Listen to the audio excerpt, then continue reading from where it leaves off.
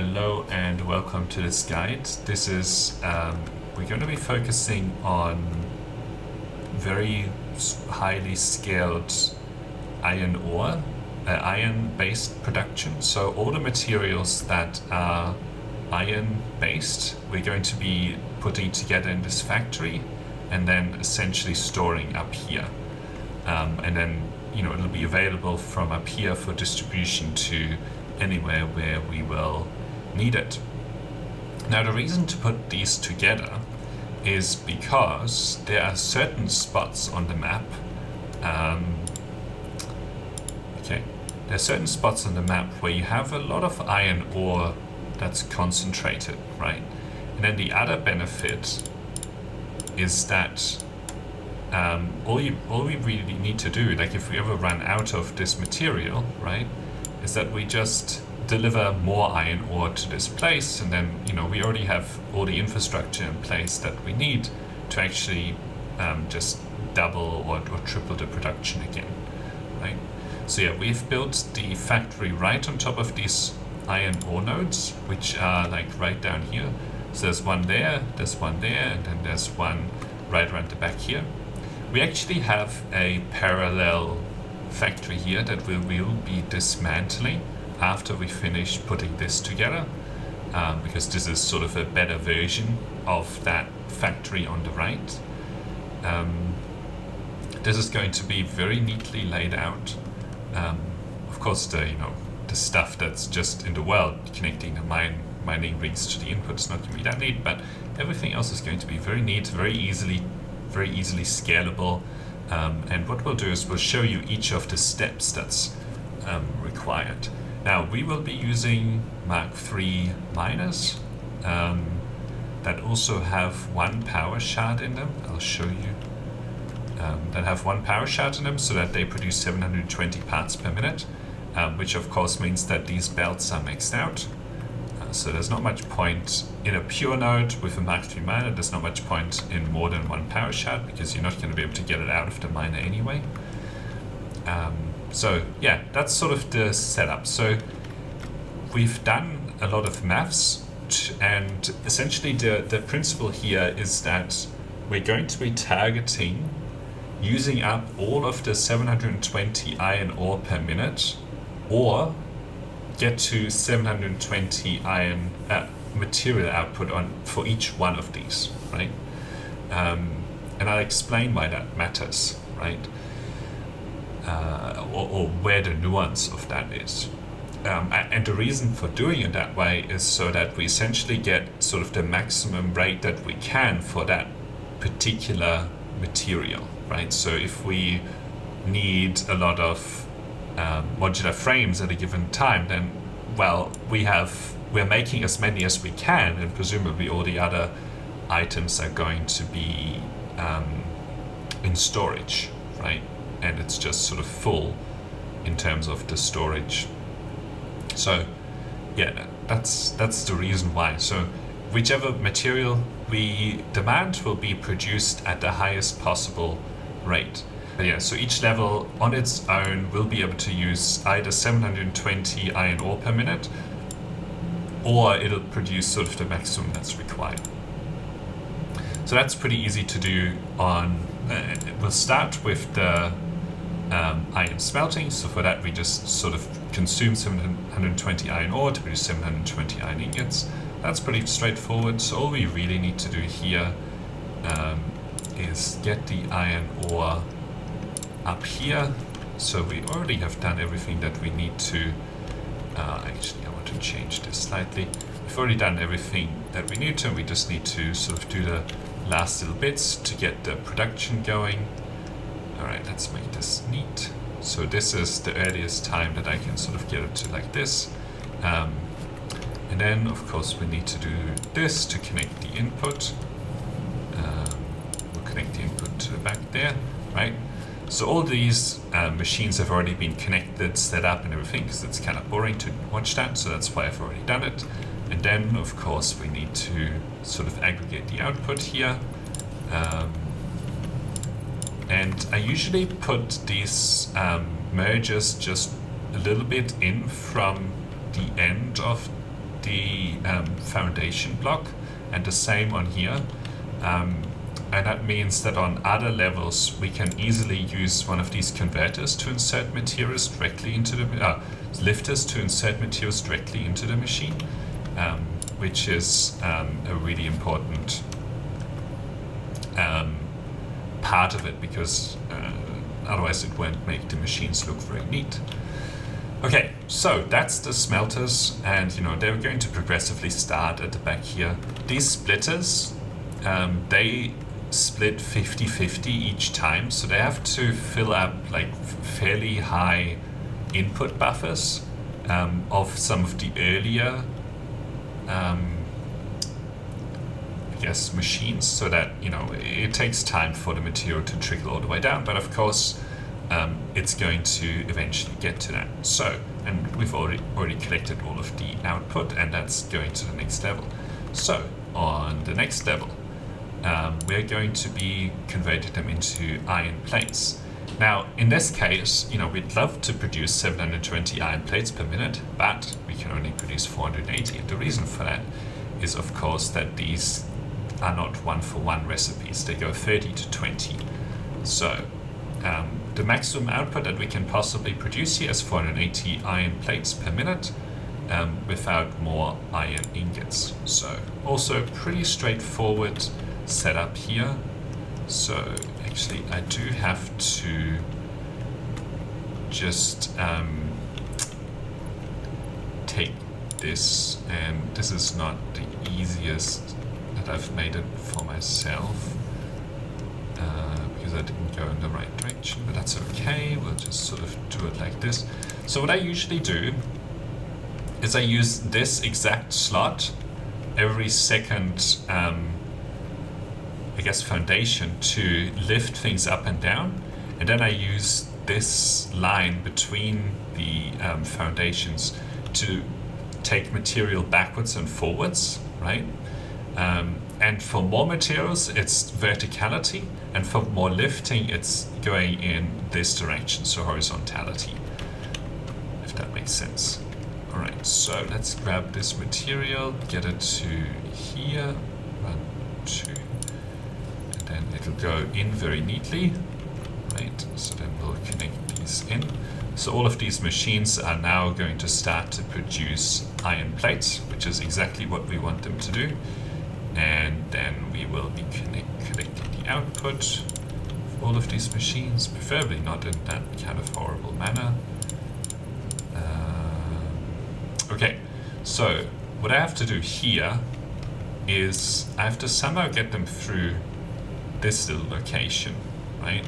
So what I'm going to do here is connect this like this, and then I've already prepared this belt, which then sort of very neatly passes it through here, and I've deliberately left enough space to be able to put this belt here in this arrangement where we have to split the source of iron ingots here, right? Because we will need it on other levels, and that's why the splitter exists, so that it keeps lifting in the same place, but it also delivers the material to this level. Okay. So that's on this level. We're producing all the iron plates that we want to. Okay, on the next level, again, we have a similar sort of arrangement here where we have the iron ingots being split. Now the iron ingot production, or the iron rod production, is actually 1-for-1, so we are going to be able to maximize 720 iron ingots into 720 iron rods, which is very good. Now here we've gone for a slightly different build, because these consume 15 iron ingots and produce 15 iron rods. I didn't really want to go that far backwards, so what I've done here is we essentially split the material into two, right, which also allows us to reuse some of this infrastructure in the middle that we put in place, the splitters, so we don't have to put as many splitters down in this case. So now it's distributing all of it back, and then for collecting the output we actually take it around the back, so we take it all the way back here. You can can see how many of these I had to put down. Erasing an iron rod. Okay, and then you can see that it switches side, and then it goes back all the way down here. And eventually all of these will be producing. Once all the storage and so on is full, they will anyway. And then what we can do here is that we can connect this to this output line here, and then lift the material up. Okay, so that is the iron rod. So now we have the iron rods and the iron plates. The iron plates are being lifted here, the iron rods are being lifted here. Okay, so the next step is the screws. This is where I'm using, again, sort of this kind of arrangement. So in the middle we have the splitters, and then we have the machines on the left and right. We're also using an alternate for cast screw, because this is slightly more, I think this is slightly more material efficient, and it also produces a lot more screws per minute. So that helps a lot. Plus, it's not sort of drawing on the iron rod production. Instead, it's drawing on the iron ingot production, which just means that it, it doesn't require one of the steps. So we're going to again do something like this. Now this is pointing in the wrong direction. It needs to actually point in this direction so that we can draw things out here. Okay, and I can't afford that. I'm out of conveyor belts. So I'm going to have to remedy that situation. I'll be back in one moment. Right, we are back with a refreshed inventory. So let's keep connecting this in. Right, so these are the screw production. Now, in this case, because the rates of output are actually really high, we have to separate this into essentially three different, oh, I got this wrong, three different lines, because this actually produces 1600 screws. And the way that I determined to produce 1600 screws is that, well, we need at least 720 so that we have it available, like we have at least one 720 sort of conveyor belt, but then some of the later materials need a lot of screws. So this needs 1600 screws, so that's how I picked 1600.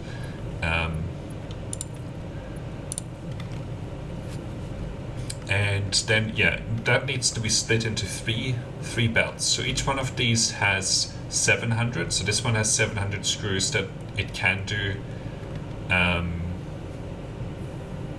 Oh, there's a mistake here. Then this one here has 700 screws. Just takes.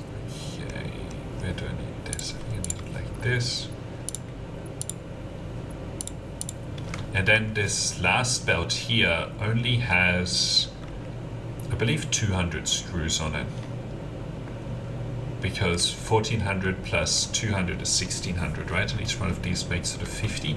Now, of course, they're not, they're not getting input materials right now, but at some point they will, once sort of all the other things have filled up their storage capacity in particular. So yeah, so that's the screw production. Now, next is the iron plate production. Now, this is where, we are actually limited by the material rather than the output rates, right? So what I did here is that I calculated how much iron ingots it actually takes to make a reinforced plate. Now, there are different recipes. We are using the standard recipe. So it actually takes 60 iron ore to make one reinforced plate. So then we scale this production line to be able to consume 720 iron ore, right? And that turns out to be 12 assemblers making 60 reinforced iron plates per minute, which then shortly will sort of triple that to 180, but that will happen in a minute. So yeah, that actually means that we need, I believe, 12 assemblers here, which we already have connected, and then they will need screws and iron plates. Now, one of the things that is not happening right now, which is not great, is that these screws are actually not coming through. So I need to change that. We need to pick one of the fast screw lines, right? This is fast and this is fast. They actually produce 700. We need, we need one of the 700 screw belts actually. So we'll have to change this arrangement. So I'll show you how we actually change one of those arrangements. But actually, this is still important because we actually need to combine not just one of these, but two to get it back to 720 screws. So, no, I need a merger. That needs to go in this direction. And then we also need this here. So the way that it works is that, as you can see over there, we put a splitter 1, 2, 3 in front of this. So then it goes into the floor here, and then it can go into here, right? And then, of course, you know, it needs to go into here, and then we need to connect these screws into here. So now this will eventually be a 720 per minute screw line, right? And then for us to be able to keep lifting this to the top, because we will need these screws in a minute again, we do something like this, and then I've split them, and you know, they can keep lifting. Okay, so now that we have the right screw line here, so that's the kind of stuff that you want to be careful with. We have to connect the input lines for this right here, so that's how this works.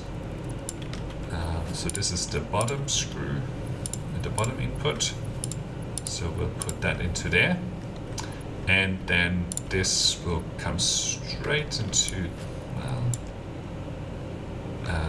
okay, we actually need to fix that. So this is one of the things that is kind of hard. You have to be paying attention here to make sure that this top splitter is placed correctly. You can see that we actually did a lot of this wrong. So I'm gonna go and fix that, and I'll be back in 1 minute. Okay, we have fixed all of this, and it's just a reminder to always pay attention and make sure that the way that you are building the production line is actually right, and you try to avoid mistakes. Okay, so that is, this one will start to work, and something else will start to work now as well. And then we just need to aggregate the output here.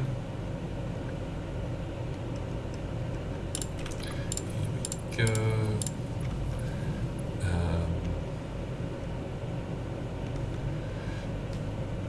Now, okay, that's fine.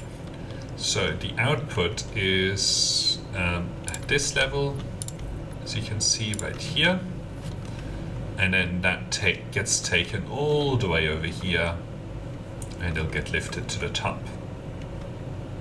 Okay, very good. So now we have connected the reinforced plates.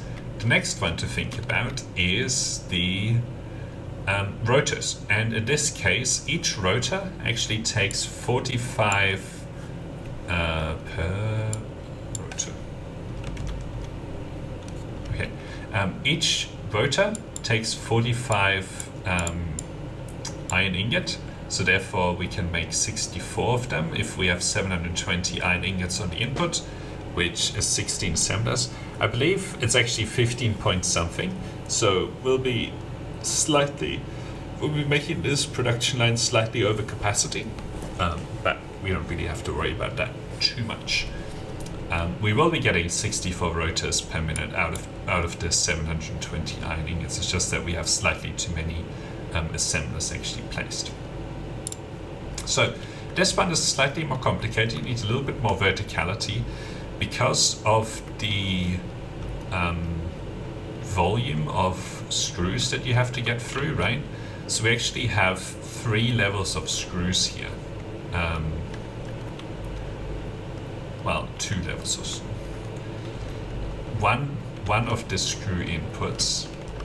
So one of the screw inputs, which is this front one here, right, which is this slow one. So the other thing that we did here is that we essentially only put down enough to sink 700 screws per minute on each one of these rows. So these two can sink 200 screws per minute. And if you remember, we actually made this first one on the screw level, the one that actually produces 200. So that's hooked up to here.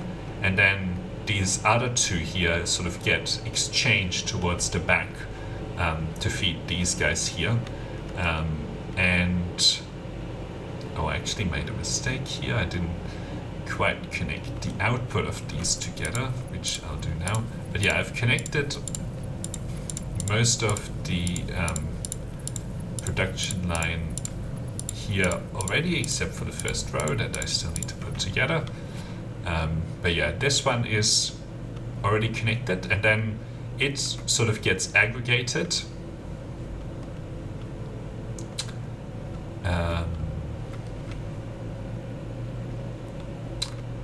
This is wrong. I need to fix that too. We distribute the iron rods on the bottom, right? And then we collect the output on this level. So this one here actually needs to go 2 up. Oops. Right. This one needs to get disconnected, and then we need a merger that sort of gets these guys done. Okay, and then this needs to go, but we just need to connect this into here. So yeah, some of these things are not as straightforward, and unless you see it working, you know, sometimes you miss some of the problems that you otherwise might have spotted. And we actually need this merger to be pointing into there. You actually need to get rid of that belt because I don't think it's placed properly. Okay, then we can connect this line into here. Okay, and that aggregates all of the outputs. So this gets the iron rods as the input, and will eventually get screws on the input as well. Not anytime soon, but it will get there eventually. And yeah, this line already gets the iron rods and the screws, so the screws get sort of delivered over here. And then we will connect this last one a little bit more. So here we go. Okay, see how I messed this line up as well? These are going in the wrong direction, so I'm going to fix that. I'll be back in one moment. Connect all of them as a part of this case. So on this top one, we need the input on the left. So that's the critical thing to pay attention to. Otherwise, your production line just isn't going to work. And the game has a habit of switching them on you, and then you don't see or you don't notice it. You have to be very careful with that. Luckily, there's not that many of these. All right. So the iron rods go into here, and then we just have to connect them through here.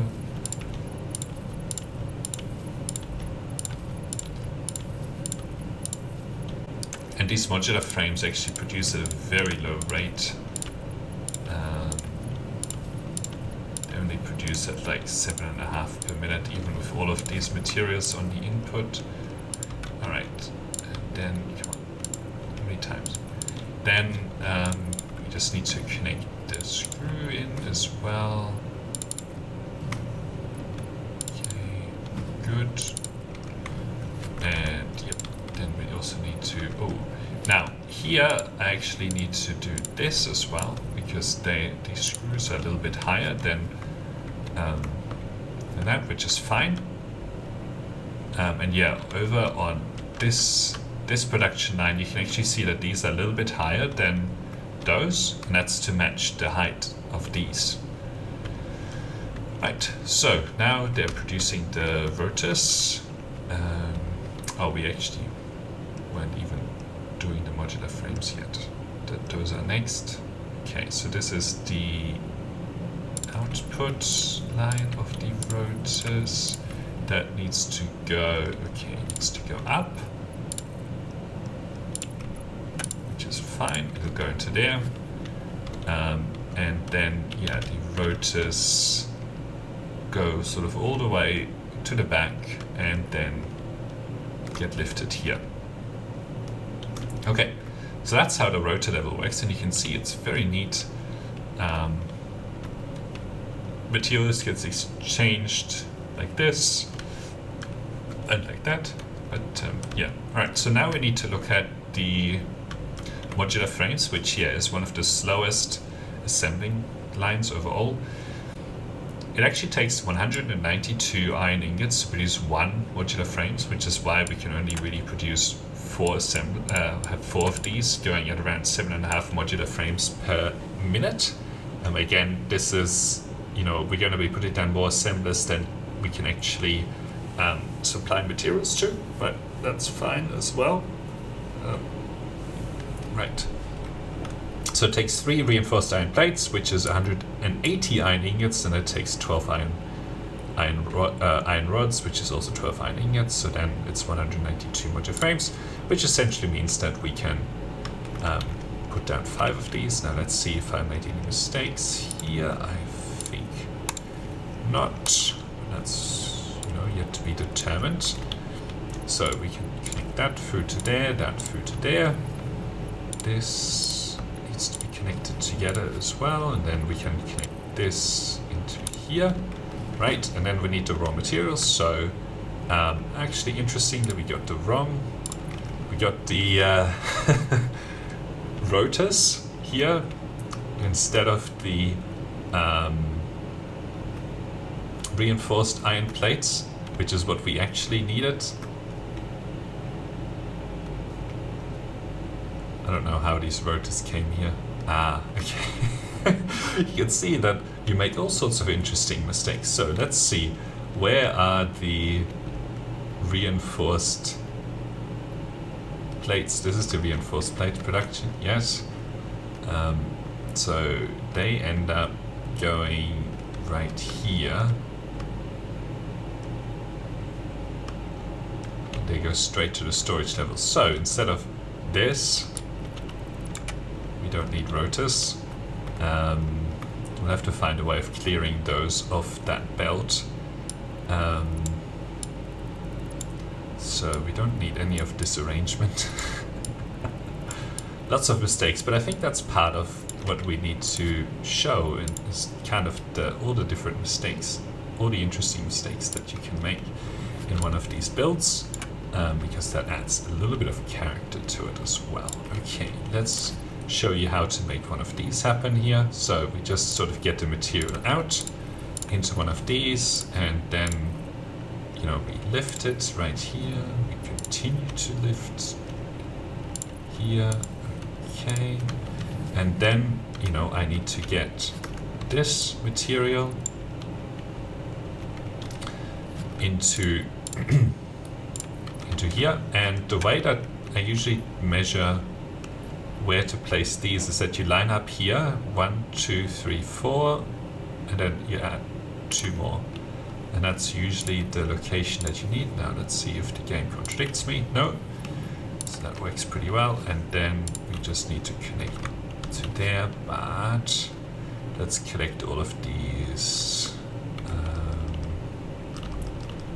to clear them off the conveyor belt. So this is not going to be very helpful otherwise. Right, let's connect these reinforced iron plates into here. Right, so now we have reinforced iron plates right here, and then we can connect this into here, and then some of these should start to produce once they get the right number of reinforced iron plates into there. And then we'll connect the output together. Right, so the output actually needs to be lifted quite high here, I believe, to there. Let's see. Yep. So this is producing a modular frame, and then of course what finally happens is that we get all of these materials delivered into storage right after this autosave. So you can see we've already filled up most of this thing with iron plates. We've filled up a lot of this with iron rods, right? And then screws are still coming through every now and then. We have some of these reinforced iron plates, we have some rotors, and we don't have any modular frames yet. Now, this is where, if you want to, you can actually dump some of this material, but I'm actually going to decide not to do that. And the reason for that is, let's say that I need this production rate to be really high, like of the rotors, and I have a full storage of these modular frames available, right? The problem with syncing it is that there's always going to be demand for these modular frames, so the production lines can't concentrate on doing this because you know, some of the material will actually go to just be sunk, and then the others will go to produce this material here. So that's why I don't think that this sync is a good idea. At some point we do want to sync some of these materials, but that point is not right here. Now, once all of these storage boxes are actually full, then, you know, all of the other lines will actually start to saturate and will sort of get to produce a lot more material. Now, if we go down here, you actually see that, you know, most of these will now be working, if not all of them. Yep, all of them are now working, and it's because, you know, we filled up the input buffers for all of these. Now, these only have a very small amount of material in them, but yeah. The same will happen with all of the other production lines, you know, as the storage boxes fill up and then we take out a certain material, just the sort of construction lines that actually are needed for that particular material will start to be producing and produce at the full rate. So the next step that we're going to do here is that we actually have a lot more iron ore available over here. We have another one. So the only one that we've connected so far is actually that one. So we still have this one and one other one available over there. So what we're going to do is essentially triple all of the production lines, so that we actually end up producing a lot more material. So I'm going to do that, and then once we've done that, we'll show you this whole production line working and producing at very healthy rates. So yeah, I'll be back with that update. Alright, we have just finished putting together the build. I actually made a couple of mistakes that I'll talk to you about, but I just wanted to show a tick of 12 million points that we got. So yeah, but we only have 6 coupons actually, because currently very big number, so we don't get a lot of coupons anymore.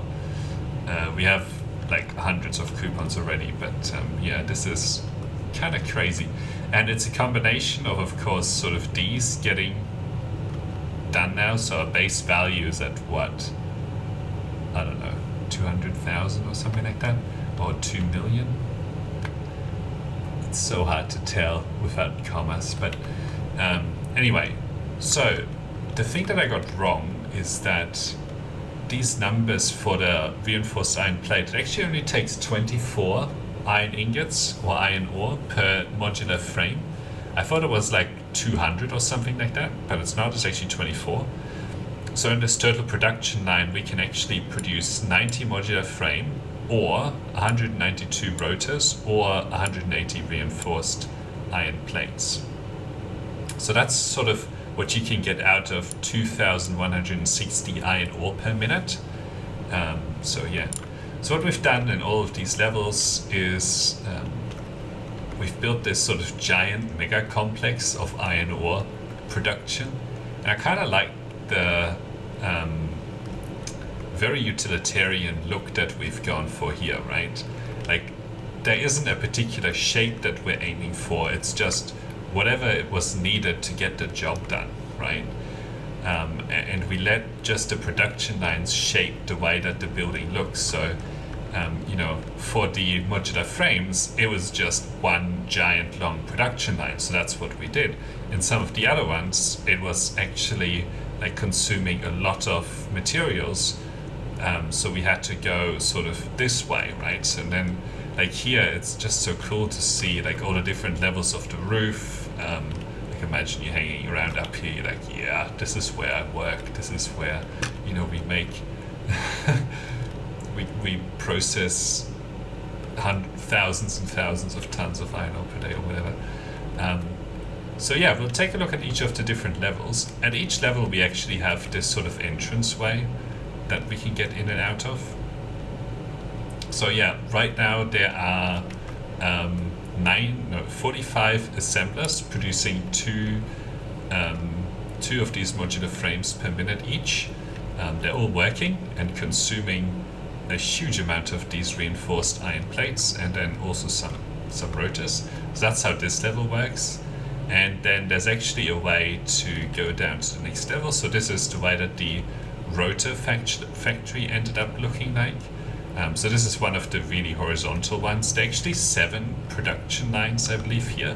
And, you know, each one of these consumes 100 screws, so we can only actually put down 7 in a row. So that's why we went sort of in that way.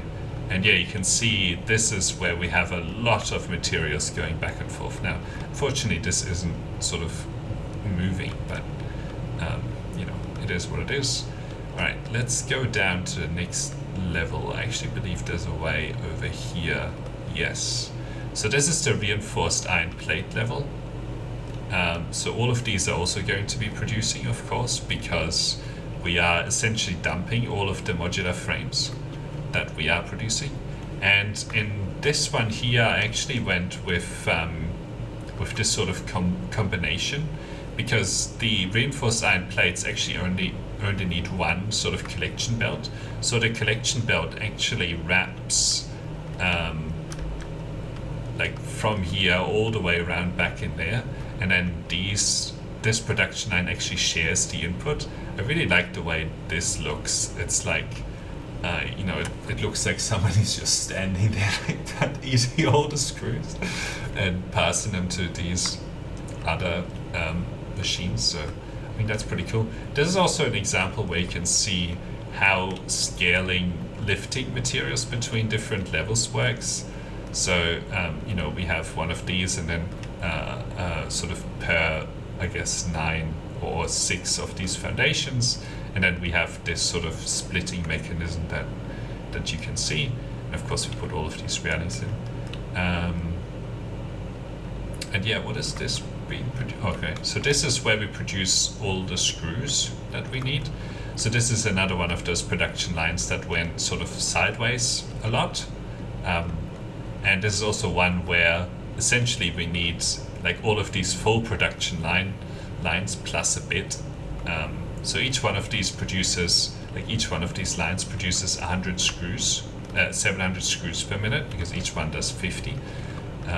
So yeah, you can see how all of that works, which is pretty, like I'm pretty impressed by how all of this looks.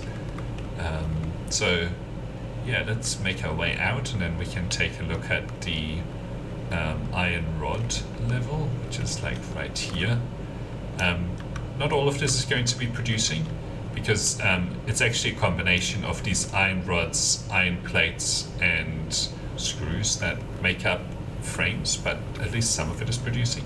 So in this case, we actually are producing enough for 1440, so 2 full rod belts. So that's sort of the minimum that we set for each of the, the maximum that we set, that we wanted to go for. so that, if we pick iron belts, then from one of those industrial storage containers, it gets filled up as fast as possible by essentially 2 full belts feeding it. So yeah, this is where we went for like a sort of combination, like a shared input and an aggregated output around the sort of the back in each case. So we have the 2 outputs belts coming here and sort of going up. So that's pretty cool as well. And then we have the last level down here, which is where we produce all of the iron plates. So a lot of this is producing, not everything, but a lot of this is producing. So here, I think it's just sort of individual production lines that take the input and then sort of put the output up. We actually made sure we condensed all of the plates into 2 lines that essentially go at 720 per minute. So there's one here and one here. And the reason for that is, it actually processes down this material by about a third. So essentially sort of 3 lines go into 2 kind of a thing.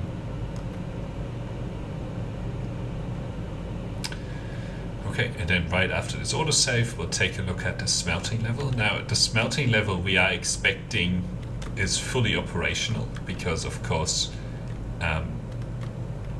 if we are making 90 modular frames per minute, that's actually going to consume all of the iron ore. So we need to see all of these actually producing. But yeah, this is a very straightforward, just massively scaled input-output kind of an arrangement. And yeah, this is just getting a huge amount of material lifted up, and this is getting more, and then again sort of coming out and getting lifted up here as well. And the third one, and of course, yeah, you can see that most of these are working. Some of them probably still full at the back here and haven't had a chance to sort of empty themselves out. So if we take a look at some of these here, you can see that they're full, and it's probably because, we still have some output buffers here that are yet to sort of clear out. But yeah, now, and then all of this is of course just sourced from that miner, and this miner. So all 3 of these miners are just constantly streaming materials in, and all of these miners are mark-free on a pure node with one of these power shards, so making 720 iron ore per minute, and that's all the input of this factory, and then you get all of this output at the top. And yeah, as we fly up here, you can see just how complex this looks, and I really like it. It's so cool. And this is of course our way of delivering building materials here. And yeah, this is the other thing that we did here for the train line that actually transports a lot of this material back to our main production line. We also put in all of these sort of steel beams. But I didn't do anything over there, but at some point we might do that. So yeah, that's this production line, which is kind of crazy. Yeah, you can see this is another 8 million points here, 7.5 million. So we regularly reached that, and you can see we still only have 6 printable coupons. So this must be, because this is per minute, right? So it actually takes us quite a long time to produce an additional coupon, but you can see we still have 35 here, and at my home base I still have hundreds. And I've purchased most of the things that you can actually purchase already. So now it's just like convenience for items. That, by the way, over there is the is one of our power plants. We actually have sort of 3 or 4 power plants, and all of them have videos on my channel, or will have videos on my channel. So that one is the fuel plant. You can actually watch a speed build of that, and then you can sort of see, I'll show you a little bit better. You can see over here, that's our coal power plant. I think that one's 9 gigawatts, that one's 15 gigawatts. And then very far in the distance, I don't think that you'll be able to see it, but somewhere back there We also have a nuclear power plant. So we actually regularly produce around 100 gigawatts, and most of that is actually from the nuclear power plant. And there's also a guide for that on my channel if you want to take a look at that. Then we also have a little bit of geothermal power scattered throughout the world, but it's not that significant. But yeah, we'll leave it at that for today. So yeah, very cool production line. This basically produces all of the iron-based materials from 2160 iron ore per minute, and each of them is sort of maximized or up to 1440 per minute. So yeah, thank you for watching, and until next time, bye.